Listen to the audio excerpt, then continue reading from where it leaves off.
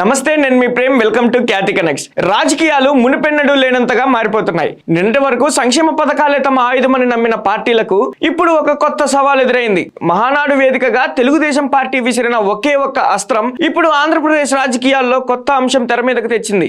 రాబోయే ఎన్నికల్లో మహిళలకు ఏకంగా 33% సీట్లు కేటాయించబోతున్నామంటూ నారా లోకేష్ చేసిన చారిత్రాత్మక తీర్మానం ఇప్పుడు వైసీపీ పెద్దలను ఆలోచనలో పడేసింది. మరి అధికారంలో ఉన్న కూటమి నేత చంద్రబాబు వ్యూహం ఏంటి? కేవలం 11 సీట్లకు పరిమితమై ప్రతిపక్షంలో ఉన్న వైసీపీ అధినేత జగన్మోహన్ రెడ్డి నెక్స్ట్ స్టెప్ ఏంటి?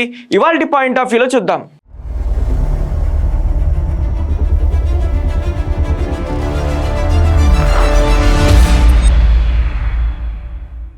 ఆంధ్రప్రదేశ్ రాజకీయాల్లో తెలుగుదేశం పార్టీ తన మార్కును మరోసారి ఘనంగా చాటింది. అయితే ఈసారి మహానాడు గతానికి పూర్తి భిన్నంగా జరిగింది. సాంప్రదాయ పద్ధతులకు స్వస్తి పలుకుతూ ఆధునిక డిజిటల్ విప్లవాన్ని అందిపుచ్చుకుంది టీడీపీ. దేశ ప్రధాని నరేంద్ర మోదీ పిలుపునిచ్చిన పొదుపు సూత్రాలను పాటిస్తూ సరికొత్త హైబ్రిడ్ విధానంలో ఈ మీటింగ్స్ ప్రారంభించడం విశేషం. ప్రపంచవ్యాప్తంగా ఉన్న తెలుగుదేశం కార్యకర్తలను, నేతలను డిజిటల్ వేదికపై ఏకం చేస్తూ తామెప్పుడు టెక్నాలజీలో 1 స్టెప్ అహెడ్ అని నిరూపించుకున్నారు చంద్రబాబు నాయుడు. అయితే ఈ హైటెక్ హంగులన్నిటికీ మించి ఈసారి మహానాడుకు ఎంచుకున్న ప్రధాన థీమ్ స్త్రీ శక్తి.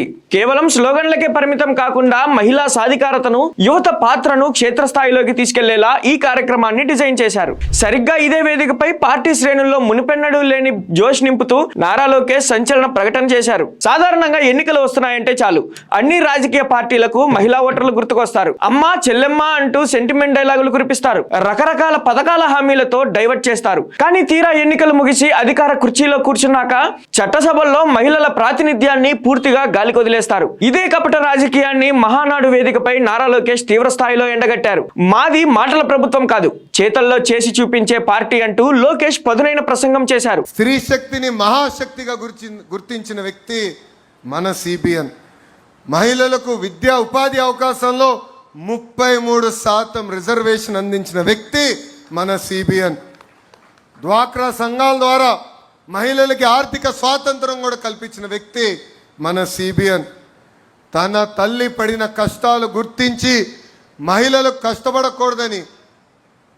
పడకూడదని దీపం పథకం ద్వారా ఉచితంగా గ్యాస్ కనెక్షన్ కూడా అందించిన వ్యక్తి మన సిబిఎన్. మహిళల్ని బస్ కండక్టర్లుగా, బస్సు డ్రైవర్లుగా కూడా నియమించిన వ్యక్తి మన సిబిఎన్. దేశంలోనే తొలి స్పీకర్గా ప్రతిమా భారతి గారిని కూడా నియమించిన గొప్ప వ్యక్తి మన సిబిఎన్. ఎవడైనా మహిళల జోలికి వస్తే తోలు తీస్తానని చెప్పిన వ్యక్తి కూడా మన సిబిఎన్. ఈ మధ్యన చూస్తున్నాం మహిళల జోలికి వెళ్తే ఏమవుతుందని. అర్థమైందా రాజా? పార్లమెంట్ లో మహిళా రిజర్వేషన్ బిల్లు పాస్ కావడం, అది అమలు కావడానికి జనాభా లెక్కలు, నియోజకవర్గాల పునర్విభజన అంటూ కాలయాపన జరగడం దేశమంతా చూస్తూనే ఉన్నాం. కానీ ఆ చట్టాలతో మాకు సంబంధం లేదు, దేశంలో ఏ రాజకీయ పార్టీ చేయని ధైర్యం మేము చేస్తున్నామంటూ రాబోయే ఎన్నికల్లో మహిళలకు ఏకంగా 33% సీట్లు కేటాయించబోతున్నట్లు లోకేష్ అధికారికంగా ప్రకటించారు. నేను విద్యాశాఖ మార్చులు అయిన తర్వాత స్కూల్ బుక్స్ లో ఇంటి పనులన్నీ ఆడవాళ్ళు చేసే ఫోటోలు ఉండేది. అలాంటిది ఇప్పుడు 50% చేశారు. ఎందుకంటే మార్పు మన ఇంటి నుంచి మొదలవాలి. మన పార్లమెంట్ లో కేంద్ర ప్రభుత్వం మహిళల కోసం రిజర్వేషన్ డీలిమిటేషన్ బిల్ మనం ప్రవేశపెట్టాం. మనం స్త్రీ శక్తిని నమ్ముకున్నవారు. ఆ బిల్ కి సంపూర్ణ మద్దతు మనం తెలిపాం. కానీ ప్రతిపక్షంలో ఉన్న కాంగ్రెస్ పార్టీ, దాంతో పాటు ఉన్న కొంతమంది అలయన్స్ పార్ట్నర్స్ అందరూ ఆ బిల్ ముందరికి వెళ్లకుండా చేశారు. అందుకే ఈ వేదికగా నేను ఒక ప్రతిపాదన చేస్తున్నా. రాబోయే రోజులు పార్లమెంట్ లో బిల్ పాస్ అయినా అవ్వకపోయినా తెలుగుదేశం పార్టీ కనీసం 33% స్థానాలు మహిళలకి రిజర్వ్ చేయాలని నేను ఈ సభాముఖంగా తీర్మానం చేస్తున్నా. ఈ ఒక్క ప్రకటనతో ఏపీ రాజకీయ ముఖ చిత్రం ఒక్కసారిగా తిరగబడింది. మహిళల అభ్యున్నతి విషయంలో తెలుగుదేశం పార్టీకి దశాబ్దాల సుదీర్ఘ చరిత్ర ఉందనేది గ్రౌండ్ రియాలిటీ. భారతదేశంలోనే మొదటిసారిగా మహిళలకు ఆస్తిలో సమాన హక్కు కల్పిస్తూ చట్టం తెచ్చి దేశవ్యాప్తంగా సంచలనం సృష్టించారు. ఆ తరువాత చంద్రబాబు నాయుడు హయాంలో స్థానిక సంస్థల ఎన్నికల్లో మహిళలకు రిజర్వేషన్లు కల్పించడమే కాకుండా విద్యా సంస్థల్లో ఉద్యోగాల్లో 33% రిజర్వేషన్లు అమలు చేసి వారి సామాజిక ఎదుగుదలకు బలమైన పునాది వేశారు. ప్రపంచానికే ఆదర్శంగా సాక్ష్యంగా నిలిచిన డ్వాక్రా సంఘాల ద్వారా కోట్లాది మంది మహిళలను ఆర్థిక శక్తులుగా మార్చింది చంద్రబాబు విజనే. ఇప్పుడు అదే వారసత్వాన్ని నెక్స్ట్ లెవెల్ కు తీసుకెళ్తూ చట్టసభల్లో అంటే అసెంబ్లీ పార్లమెంట్ టికెట్ల కేటాయింపులో కూడా 33% సీట్లు ఇవ్వాలని డిసైడ్ అయింది టీడీపీ. ప్రస్తుతం జాతీయ స్థాయిలో కానీ లేదా ఇతర ఏ రాష్ట్రంలో కానీ ఏ రాజకీయ పార్టీ కూడా మహిళలకు ఖచ్చితంగా 33% సీట్లు ఇస్తామని లిఖితపూర్వకంగా ప్రకటించలేదు.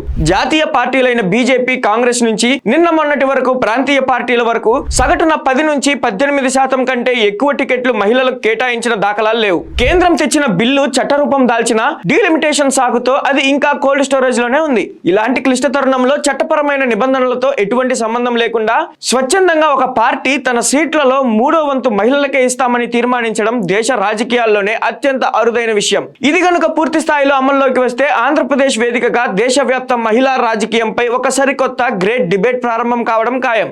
ఇక ఇప్పుడు అసలు పాయింట్ కి వద్దాం. టీడీపీ చేసిన ఈ పక్కా పొలిటికల్ స్టేట్మెంట్ ఇప్పుడు ప్రతిపక్ష వైసీపీని కోలుకోలేని దెబ్బతీసిందనే చెప్పాలి. గతంలో వైఎస్ జగన్మోహన్ రెడ్డి తన ప్రభుత్వంలో అందించిన నవరత్నాల పథకాల్లో ఎక్కువ భాగం మహిళల ఖాతాల్లోకి వెళ్లాయని, తామే మహిళల పక్షపాతి అని భారీగా ప్రచారం చేసుకునేవారు. కానీ ఇప్పుడు టీడీపీ విసిరిన ఈ 33 సీట్ల సవాలుతో వైసీపీ తీవ్రమైన డిఫెన్స్ లో పడిపోయింది. ఇప్పుడు రాజకీయ విశ్లేషకులు వేస్తున్న ప్రశ్న ఒకటే, వైసీపీ కూడా రాబోయే ఎన్నికల్లో 33% సీట్లు మహిళలకు కేటాయిస్తుందా? ఒకవేళ కేటాయించకపోతే మహిళలపై వైసీపీకి ఉన్న ప్రేమ కేవలం ఓట్ల కోసమేనా? సీటు ఇచ్చే ధైర్యం జగన్ కు లేదా అని టీడీపీ గట్టిగా టార్గెట్ చేయడం ఖాయం. ఒకవేళ టీడీపీకి కౌంటర్ గా జగన్ కూడా 33% సీట్లు ఇవ్వాలని ఫిక్స్ అయితే వైసీపీలో ఉన్న ఎందరో సీనియర్ సిట్టింగ్ నాయకులను, పురుష నేతలను పక్కన పెట్టాల్సి వస్తుంది. ఇది ఇప్పటికే కుదేలైన వైసీపీలో తీవ్ర అంతర్గత తిరుగుబాట్లకు దారితీసే ప్రమాదం ఉంది. ప్రస్తుతం కేవలం 11 సీట్లతో ప్రతిపక్షంలో ఉన్న వైసీపీకి ఇది మింగుడు పడనే అంశమే. అయితే ప్రకటనల సంగతి ఎలా ఉన్నా ప్రాక్టికల్ గా చూస్తే క్షేత్రస్థాయిలో 33% మంది సమర్థులైన, గెలిచే గుర్రాలైన మహిళా నాయకురాలను వెతికి పట్టుకోవడం, వారికి టికెట్లు ఇచ్చి గెలిపించుకోవడం అధికారంలో ఉన్న టీడీపీకి కూడా ఒక పెద్ద టాస్క్ మరియు సవాలే. కానీ ఈ ప్రకటన ద్వారా టీడీపీ సాధించాలనుకున్న పొలిటికల్ మైలేజ్ ను మాత్రం ఆల్రెడీ 100కు 100% సాధించేసింది. రాబోయే ఎన్నికల్లో సైకిల్ పార్టీకి ఇది అతిపెద్ద బ్రహ్మాస్త్రంగా, గేమ్ చేంజర్ గా మారే అవకాశాలు స్పష్టంగా కనిపిస్తున్నాయి.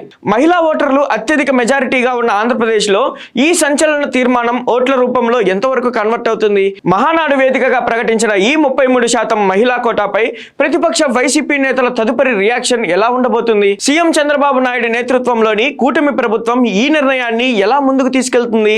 జగన్మోహన్ రెడ్డి దీనికి ఎలాంటి కౌంటర్ వ్యూహం రచిస్తారు అనేది రాబోయే రోజుల్లో ఏపీ పాలిటిక్స్ ను మరింత హిటెక్కించబోతుంది. చూశారుగా, కేవలం ఒకే ఒక్క డిక్లరేషన్ ఆంధ్రప్రదేశ్ రాజకీయ సమీకరణాలను పూర్తిగా మార్చేసింది. చట్టసభల్లో మహిళా రాజకీయంపై టీడీపీ వేసిన ఈ ముందడుగుకు వైసీపీ ఇచ్చే సమాధానం ఏంటో కాలమే నిర్ణయించాలి. ఈ అంశంపై మీ అభిప్రాయాన్ని కామెంట్ రూపంలో తెలియజేయండి. Thank you for watching Khyati connects.